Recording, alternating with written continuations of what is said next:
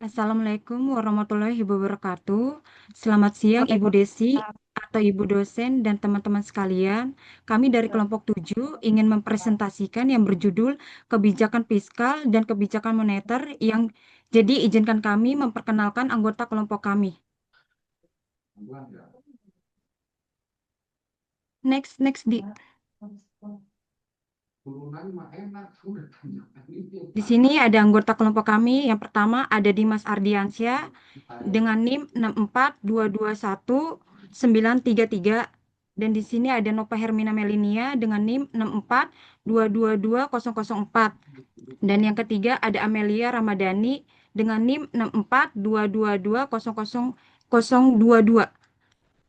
Di sini ada Ananda Sapitri Alpiani dengan NIM 642220074. Dan di sini ada Putri Aulia Rahim dengan NIM 642220075. Dan di sini ada Selendra Antonio Wimonel dengan NIM 642220079. Lanjut. Di sini ada poin pembahasan yang kami ingin bahas. Yang pertama ada pengertian kebijakan fiskal, dan yang kedua ada jenis-jenis kebijakan fiskal, dan yang ketiga ada fungsi kebijakan fiskal, dan yang keempat ada tujuan kebijakan fiskal, dan yang kelima ada instrumen kebijakan fiskal, dan yang keenam ada dampak kebijakan fiskal terhadap inflasi, dan yang ketujuh ada dampak kebijakan fiskal terhadap perdagangan luar negeri, dan ke-8 ada pengertian kebijakan moneter, dan ke-9 ada tujuan kebijakan moneter, dan yang ke-10 ada macam-macam kebijakan moneter. Dan di sini kami ingin eh, ingin dijelaskan oleh anggota kelompok kami yaitu Anwi.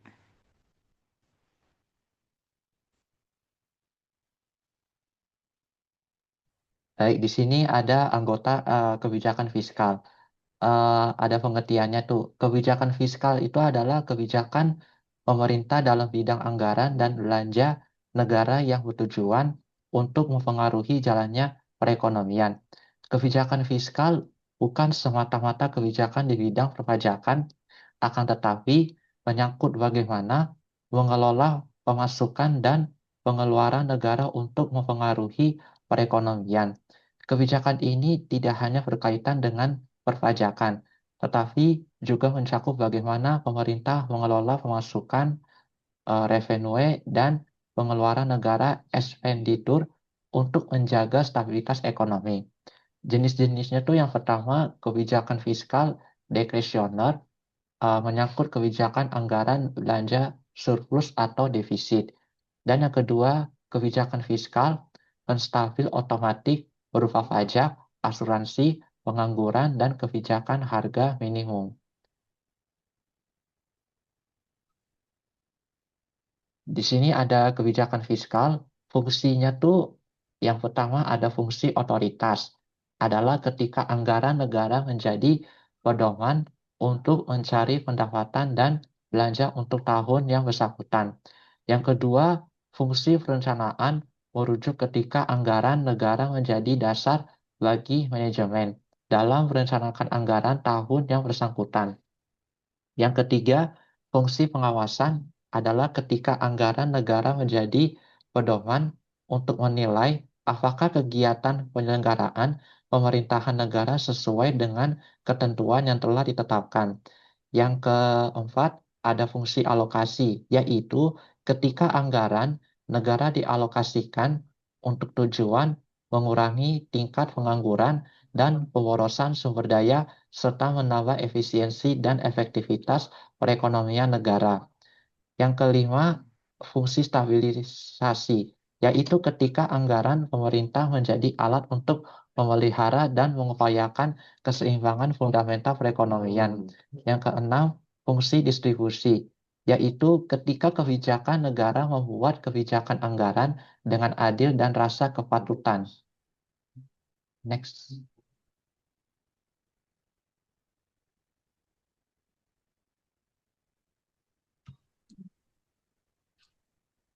Selanjutnya, di sini ada tujuan kebijakan fiskal.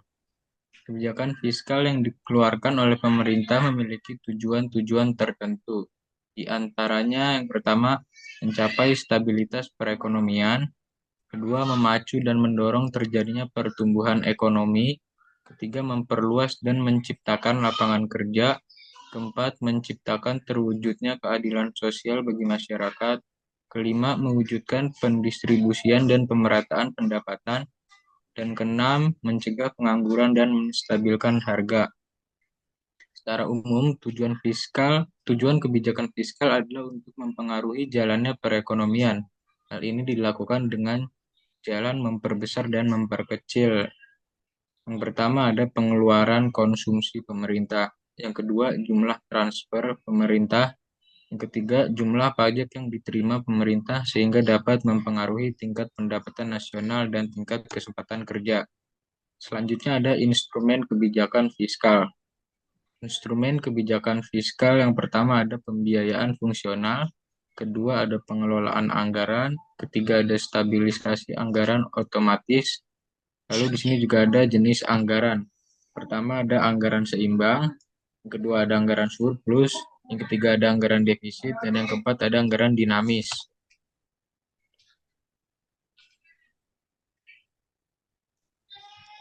Selanjutnya ada dampak kebijakan fiskal terhadap inflasi. Inflasi adalah jumlah uang beredar di masyarakat yang besar dibandingkan jumlah barang dan jasa akan menyebabkan kenaikan harga-harga barang. Cara-cara dalam menghadapi inflasi melalui kebijakan fiskal antara lain itu yang pertama ada Bank Indonesia sebagai bank sentral yang memiliki otoritas keuangan akan berusaha mengurangi jumlah uang yang beredar di masyarakat.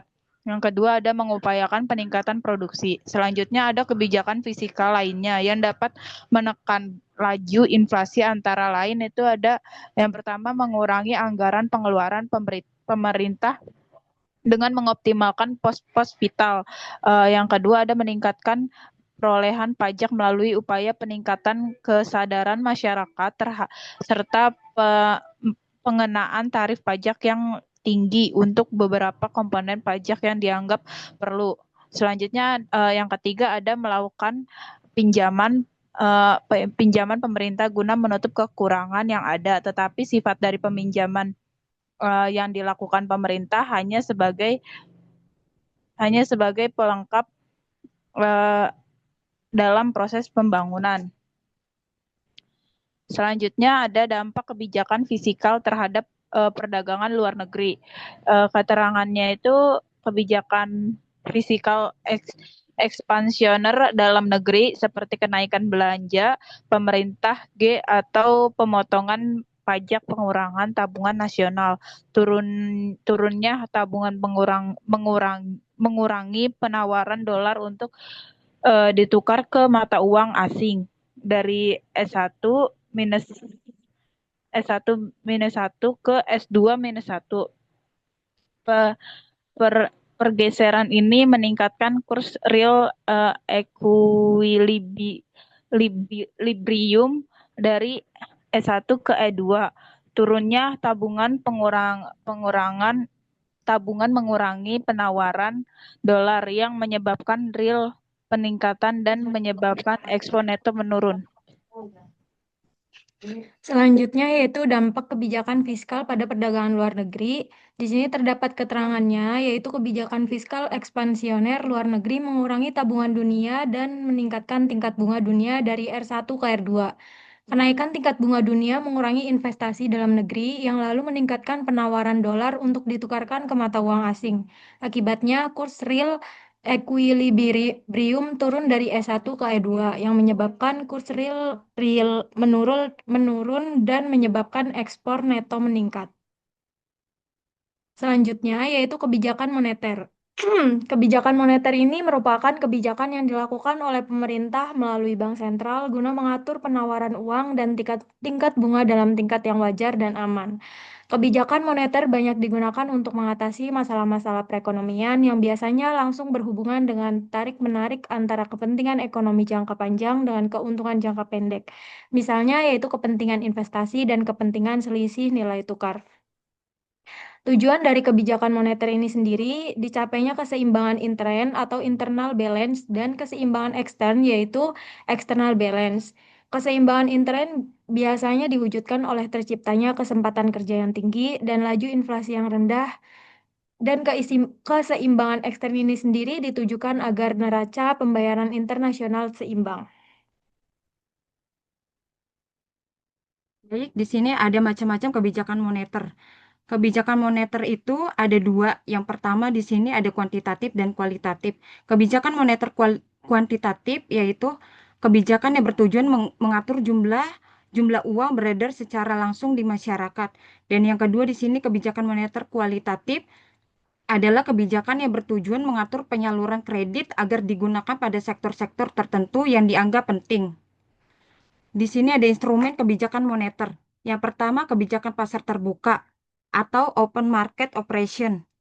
Yang kedua di sini kebijakan tingkat diskonto atau diskon rel atau DR. Yang ketiga di sini kebijakan cadangan minimum atau reserve requirement. Di sini ada yang keempat, pinjaman selektif atau selected consumptive loan. Di sini ada yang kelima, ada pembujukan moral. Lanjut. Di sini ada kesimpulannya. Kesimpulan fiskal dan kebijakan moneter merupakan dua instrumen utama pemerintah dan bank sentral dalam menjaga stabilitas perekonomian nasional. Kebijakan fiskal berfokus pada pengelolaan anggaran melalui pajak, belanja negara, dan transfer untuk memengaruhi pertumbuhan ekonomi, pemerataan pendapatan, serta stabilitas harga. Sementara itu, kebijakan moneter mengatur jumlah uang beredar dan tingkat suku bunga guna menjaga kestabilitasan nilai rupiah, inflasi, serta keseimbangan internal dan eksternal. Keduanya saling melengkapi serta sebagai alat untuk mengatasi inflasi, pengangguran, deflasi, serta menjaga daya beli masyarakat melalui kombinasi kebijakan fiskal dan moneter yang tepat. Pemerintahan dapat menciptakan perekonomian yang stabil, produktif, dan berkelanjutan.